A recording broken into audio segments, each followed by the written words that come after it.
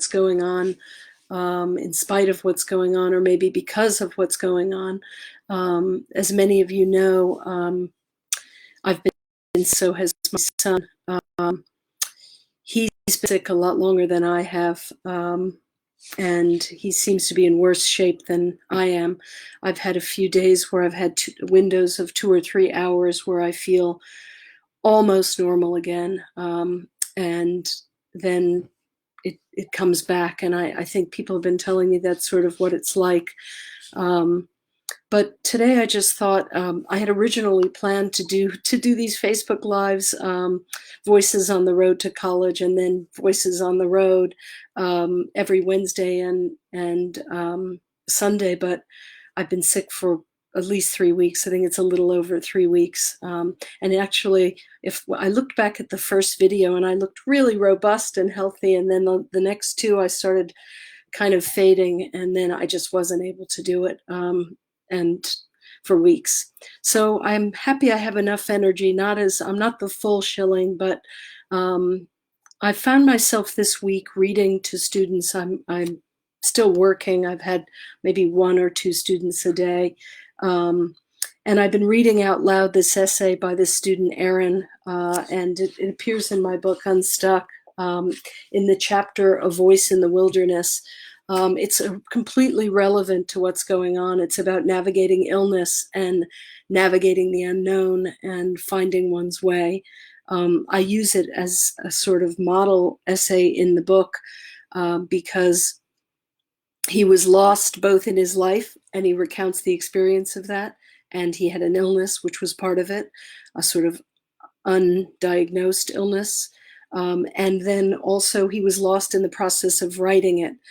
He wrote these significant moments in his life, didn't know how they connected, and we had to work hard to find the connections, and eventually he did, and he found his way in the wilderness. I think it's interesting that I've been moved to even do these Facebook Lives. It's not my usual thing to do, but I think it's such a moment in history that I have an impulse to mark or, create, I suppose, artifacts of consciousness and artifacts of these moments, this moment in history, because I do think it is quite a moment in history. And so in spite of feeling a little under the weather still, I decided to come on and read this essay. Also, as I've said earlier, I've been really inspired by Victoria Riddell reading a poem a day, in the same sort of vein, I suppose. And I find her reading of these poems and her commentary on them just very heartening and comforting and beautiful. And that's what inspired me to do this in the first place. So here I am again. I don't know. I don't think I can promise every Wednesday and Sunday, and now it's Thursday anyway. And I didn't announce this. I just decided to go on. Sorry, honey. She told me to announce it first, but I just had the impulse, and here I am. So I'm going to read Erin's essay. It's a beautiful essay, and afterwards, it's just a little blurb in the book describing sort of what it was, a little commentary, I suppose, after the essay. Here it is. Many players started weeping. Some got angry. I simply put my head down. This was our beloved coach's last season. We stood in a line, waiting to give him a hug before we officially said goodbye. When my turn came, he took me in and started crying. 2 summers ago, he was just my coach. Now he was my friend. Not that long ago, I was a different Erin. That Erin was not the person that I am today. It was as if he had strayed from the trail and found himself lost in the forest. The point guard would be dribbling the ball up the court. All of a sudden, I would stop running. I felt my stomach tighten up. I put my head down. I felt alone, like the only person in a wooden box. The vibrations of each dribble rang in my head. What's wrong with you? Erin! I looked up to see the ball whiz through my hands and a sub jogging in to replace me. It was these moments in which I thought about quitting. I became afraid even to go to practices. Anxiety would build in me, then doubt, then fear. I had experienced this before during conditioning, but my mind was healthy then. I could persevere. The summer of my illness was different. I saw no end and no purpose. Where before I felt strength building inside of me, now it seemed to be seeping out. Sitting on the bench, looking out at my team on the court, I longed to be able to compete with the grace and ease that I saw my teammates possessed. It seemed like it was a past life in which I could do anything productive with a basketball. I was once a man on a mission. I longed to feel that power again. There was a moment during a game, a timeout actually, where my beloved coach called me out like never before. Aaron, when are you going to step up and guard somebody? They're going at you every single time. They found the fish, Aaron. You're the fish. In that instant, I felt like crying. I wanted to walk over to the bench, plop down in a chair, and weep. If I didn't have to ride back home with my dad that night, I might have bawled my eyes out like I wanted to. There was no single day that I can point out, no one moment in which I recovered. It seemed like I began to gain my strength back without noticing it. I do remember discovering a new lens through which I could live a normal life. I forced myself to eat a little more each day, and I pushed myself just a little harder on the court. Over time, I could play as I wanted, free from the demons of my illness. I looked for those happy moments, because if I could find them, I could live through this summer. Eventually, my morning eggs started to taste good, the backyard garden seemed pretty again, and waking up brought hope for the coming day. That summer was the longest summer of my life, but I made it through. I don't know how I got better, actually. Somehow, there were mysterious forces at work. When I was 9 years old, I had a similar experience. The Dodgers were on the brink of defeat. In desperation, I ran upstairs and grabbed my prayer book.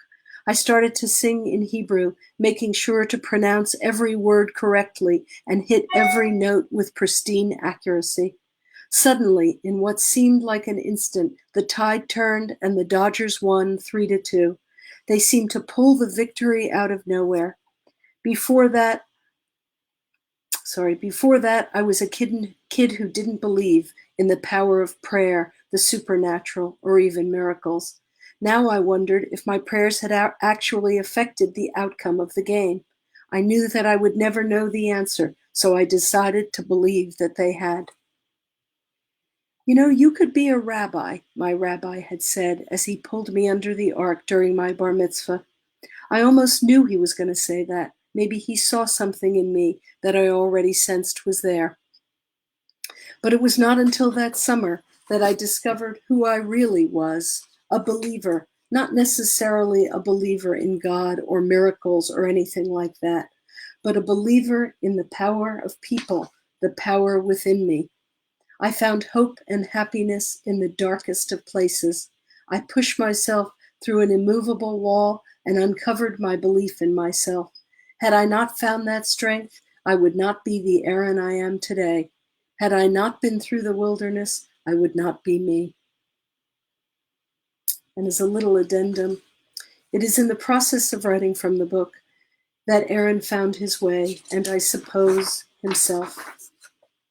To do this, however, is to trust the unknown, for as Donald Barthelme writes, quote, without the possibility of having the mind move in unanticipated directions, there would be no invention.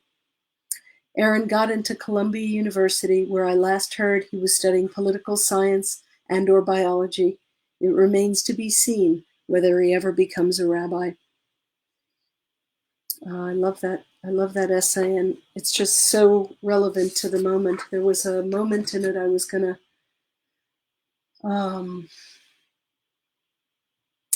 I felt alone, like the only person in a wooden box.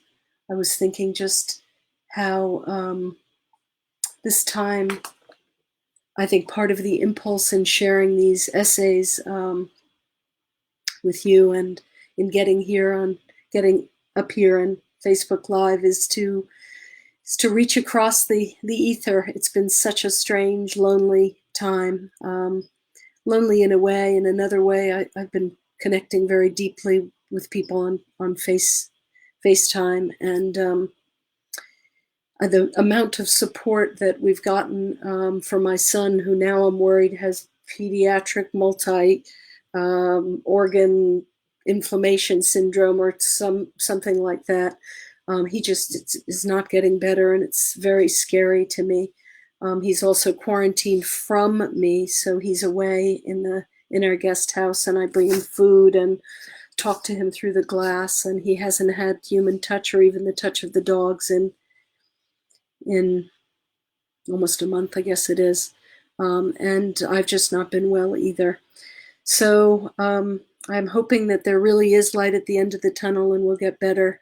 The support we've gotten has just been so helpful, and I just feel it and wanted to come on here and share that essay and share my heartfelt gratitude to everybody for staying with us and supporting us. So we'll see if I don't think I'm going to do Wednesdays and Sundays because it's just unpredictable when I feel well enough to do anything. But I think when I'm moved again, I'll just come on again. And thanks.